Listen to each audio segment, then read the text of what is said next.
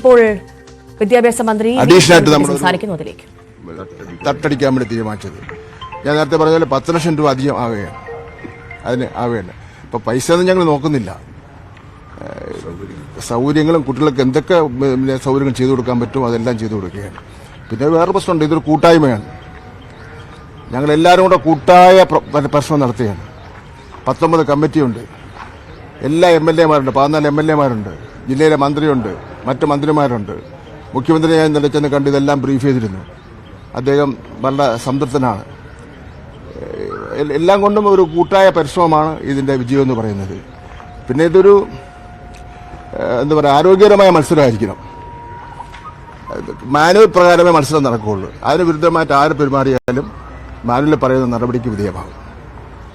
4-ാം തീയതി രാവിലെ ഇവിടെ പ്രഭാത ഭക്ഷണം വിളമ്പുന്നത് ധനകാര്യമന്ത്രിയാണ്. ശ്രീ ബാലഗോപാലാണ് പ്രഭാത ഭക്ഷണം വിളമ്പുന്നതിന്റെ ഔപചാരികമായിട്ടുള്ള തുടക്കം കുറിക്കുന്നത്. പാല് കാച്ചി ഞാൻ പറഞ്ഞു നാളെ രാവിലെ 10 മണിക്ക്. വിദ്യാഭ്യാസ മന്ത്രി വി ശിവൻകുട്ടി മാധ്യമങ്ങളെ കാണുകയാണ്.